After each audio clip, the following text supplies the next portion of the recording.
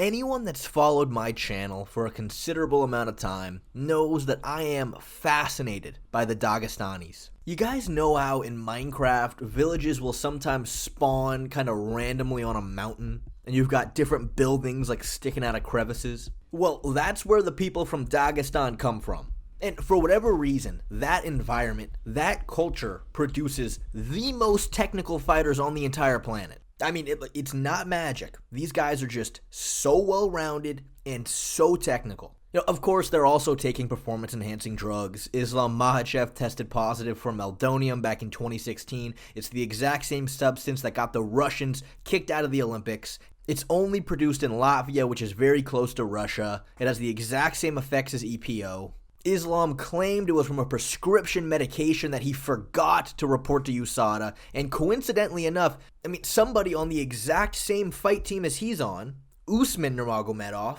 failed the drug test only a few months ago under the exact same circumstances. According to him, he was taking a prescription medication that he forgot to report to USADA. He meant to. He wrote a little sticky note for himself apparently and just never got around to it. It is just impossible. You cannot refute it. You cannot argue against it. Islam, Khabib, Usman, Umar, they were 100% using performance-enhancing drugs, in my opinion. Not that there's anything wrong with that. I just think that should be known. And not to mention, these guys are just a bunch of fucking weirdos. Look at this video. Khabib and Islam are out with their entire team, and they have somebody who has the exact same condition as Hasbullah with them.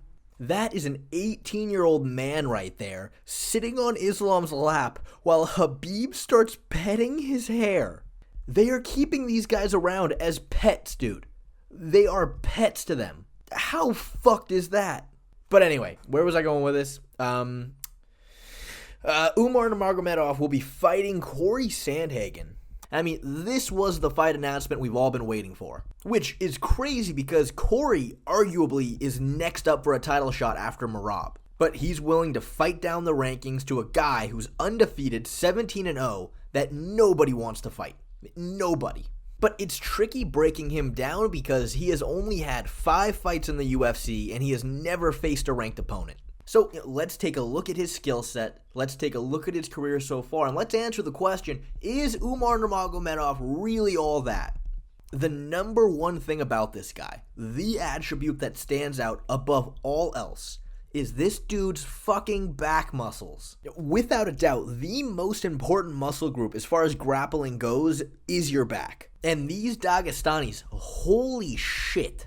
I remember seeing this video of Khabib after a really hard training session, just reps out 25 pull-ups all in one go. And that is what gets you backs like these. It's that pulling strength. It's so helpful in grappling. But the thing that really makes Umar interesting, the thing that makes him stand out, is that his style is just so hard to game plan for. Because he throws kicks almost like a guy who's done Taekwondo his entire life. And trust me, I would know. I got my black belt when I was 11.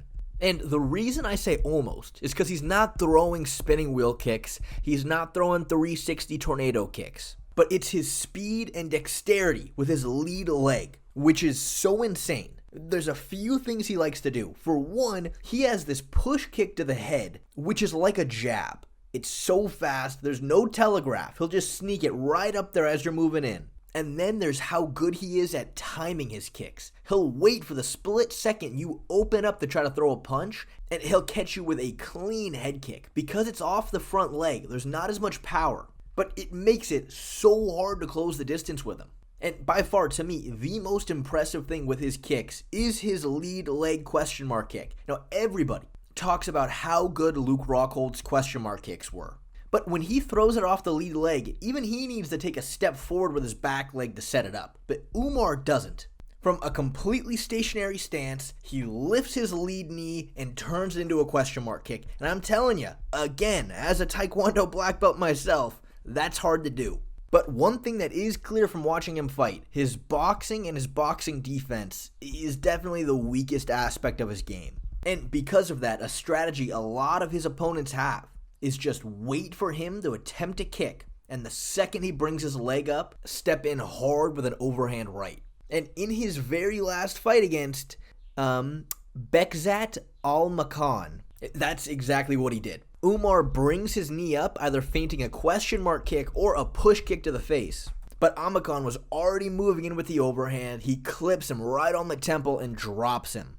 So just based on this, you may say, okay, well, the strategy to beat Umar is pretty easy. You got to get into his face, crowd his kicks, and try to box. But that is where you run into issue number 2. His wrestling, it really is off the charts. Now, unlike Khabib's, short era as champion, there are some very high-level wrestlers at 135, so I don't think Umar would ever get the credit he really deserves. But what specifically makes him so good is his chain wrestling. For most people, they'll shoot a takedown, their opponent defends it, they disengage, and then try again later. But Umar will shoot a double leg on you, you sprawl to defend, so he switches to the single leg, puts his right arm around your body to try to drive you back. And as soon as you push back into him to try to defend, he circles to your back and gets his hooks in. You have to defend multiple sequences of takedowns against him. It's not just one shot. And there is no secret to stopping that other than being as good as he is at wrestling. I mean, it's just that simple. You need to have the reflexes to feel which way he's taking you and being able to defend each one before he gets too deep. But here's the worst part. He zombie wrestles. Immediately after getting dropped by Amakhan, he quickly grabs the single leg, but it gets defended well. He sprawls hard. So Umar stands up with the single leg and attempts to go for a trip. The referee fucking blocks it, but he defends that as well. Umar stays on the single leg and then quickly switches from driving him back to cutting an angle to his right hard. And he is able to complete the takedown. I mean, he went through 3 different sequences of trying to take him down before he finally got it, immediately after getting dropped.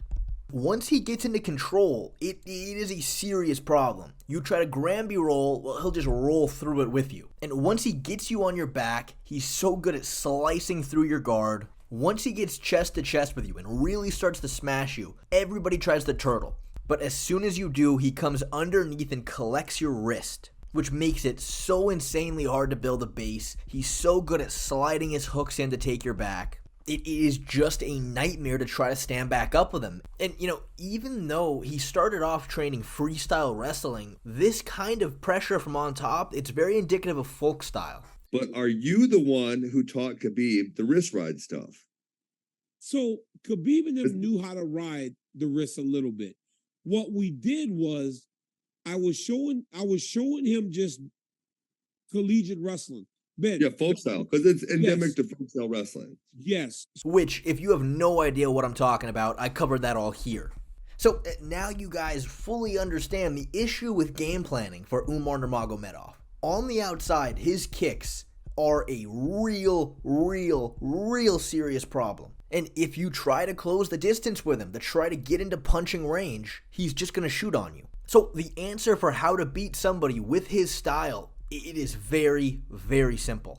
Be good enough at wrestling to be able to defend his takedowns, be good enough on the outside to be able to negate some of his high kicks, and be able to get on the inside and land punches. And I suppose it would be a bonus to be able to not allow him to get chest to chest with you from on top. So the only question now is, does Cory Sandhagen check those boxes?